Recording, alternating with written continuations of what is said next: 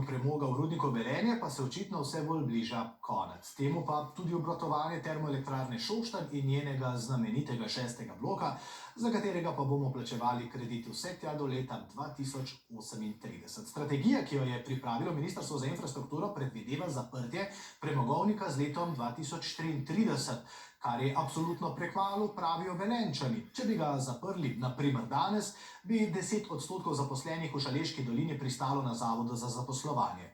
A TEŠ ima trenutno tudi druge težave. Zaradi visokih cen CO2 kuponov, ki jih mora kupovati, ima trenutno na leto 200-milijonski minus. Karmen Lugarič. 1875. leta je premogovnik začel z izkopom lignita. Velenje se je prav zaradi premoga in vse večjih potreb po elektriki razvilo in bilo od nekdaj eno najuspešnejših in bogatejših mest. Trenutno v premogovniku dela okoli 2000 zaposlenih. Strategija, ki jo je pripravilo Ministrstvo za infrastrukturo, že opozarja, da je neekonomičnost delovanja TEŠ zaradi vse višjih cen kuponov CO2 možna že v roku nekaj let. A rudarji opozarjajo, leto 2033 za zaprtje premogovnika je prehitro in neizvedljivo. Ta nacionalna strategija v resnici v tem trenutku ne zagotavlja nobene varnosti našim zaposlenim, zato bomo v nadaljevanju ponovno zahtevali, da se upiše neka zaveza politike, da nihče izmed zaposlenih v premogovništvu ne bo ostal brez zaposlitve, oziroma neke socialne varnosti, ki mu zagotavlja enak, pa vsaj približno enak življenjski standard. Zaenkrat ni jasno, na kakšen način se bo reševala potencialna brezposelnost v premogovniku TEŠ-u in posredno zaposlenih, kako bodo sanirane ugreznine, nasip med jezeroma, vrednost zapiralnih del premogovnika po letih. Sami so naročili študijo, ki nakazuje določene rešitve, leto zapiranja pa okoli leta 2040. Upamo, da bo po končani javni razpravi naše pripombe, ki jih moramo dati do 15.4. upoštevane, vkolikor ne, pač sindikati ne moremo pristajati na nek dokument, ki je pravno neobvezujoč, ki je nek napisan seznam želja, edino zavezujoča je pa letnica, ki jo bomo predlagali Evropski uniji za začasni izstop. Pariški podnebni sporazum nas zavezuje, da izstopimo iz premoga do leta 2050. Nacionalni energetski program pa, da moramo biti 75% energetsko samooskrbni. TEŠ se trenutno na leto zaradi visokih cen CO2 kuponov, ki so na borzi, bori z 200 milijoni evrov minusa. Dokler ni šla cena kuponov v nebo, je bil ta znesek 70 milijonov evrov na leto. Ta denar gre v slovenski podnebni sklad, iz katerega gradijo zelene projekte po Sloveniji. Zakaj pa hiteti in celo 20 let prej zapreti zadevo, ki je ena najbolj modernih termoelektrarn z BAT tehnologijo, pa vedo samo tisti, ki so to predlagali. No, jaz upam, da niso zadaj takšni lobiji, ki bi potem nam vozili drago elektriko, ampak da je tukaj sam nek slabo pripravljen dokument. Z visokimi cenami CO2 kuponov imajo trenutno težave vse evropske države, a nekatere so jih imele na zalogi, mi očitno ne. Problem z visokimi cenami bi lahko rešila tudi komisija na evropski ravni. Do takrat bi bilo treba preživeti.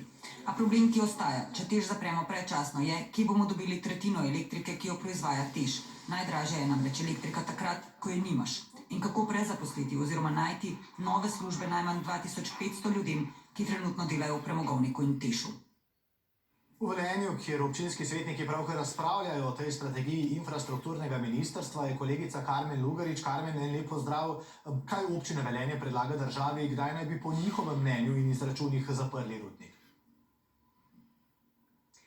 Občina Velenje predlaga zaprtje rudnika okoli leta 2040, skrbi jih predvsem, da se ne bi ponovila zasavska zgodba, ko so zapirali trboveljski rudnik 20 let, pa nekih novih delovnih mest ni bilo na vidiku. Napravijo, da se v strategiji Ministrstva za infrastrukturo, ki predvideva zaprtje leta 2033, preveč ukvarja z letnico, premalo pa se govori o posledicah hitenja in kako prestrukturirati dolino. Na drugi strani pa z ministrstva je bilo slišati, da je leto 2033 primerno tudi z vidika ekonomske učinkovitosti TEŠ-a, pa tudi, da bi lahko dolina v okviru evropske kohezijske politike počrpala okoli 235 milijonov evrov in to samo 6 občin skupaj in pa še, torej za nove investicije in pa še, da naj si nalijejo čistega vina, da poklic rudar ni poklic prihodnosti in da naj razmislijo, kaj hočejo, da njihovi otroci delajo. To je naletelo na oster odziv župana, ki je dejal, da naj izkaže malo več spoštovanja in pa k iskanju rešitev. Poglejmo izjavo.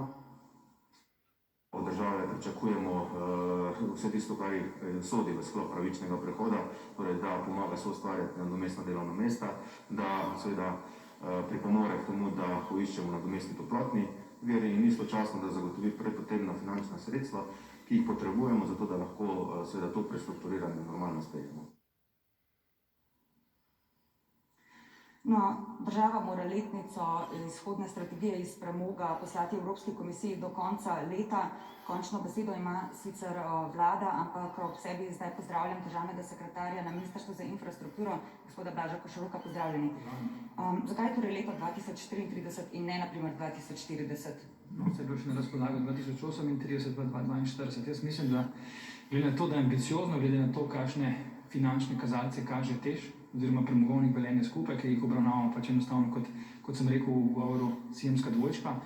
Mislim, da je nujno potrebno, da se ta lestvica ali pa letnica postavi visoko, na koncu konca pa to, kot ste rekla, bo politična odločitev. Prav pa je, da vsi, bi rekel, odločevalci, na eni strani politika, na drugi strani lokalna skupnost, socialni partnerji, vedo vse dejstva pa vse okoliščine.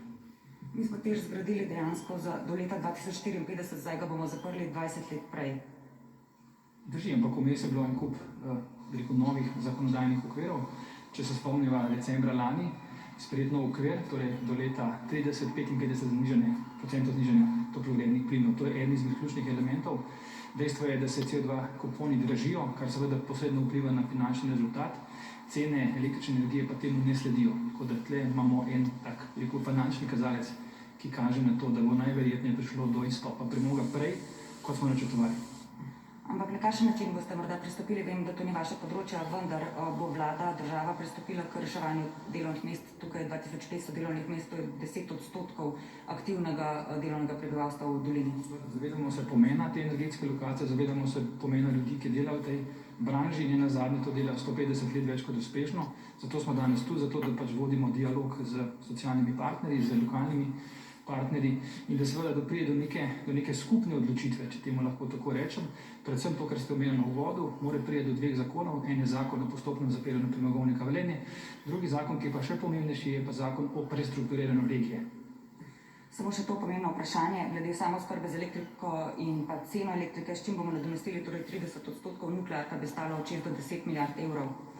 No, razmislek bo zagotovo vmes v nekih diverzificiranih virih. En take velike centralne enote, kot imamo zdaj na lokaciji naprej, kjer mi stojiva v Šoštanju, zagotovo ne bo. Bo na večjih virih več manjših enot. Razmislek o tem, ali bo to prehodni element zemeljski plin, torej manjše open cycle, tako imenovane enote na zemeljski plin.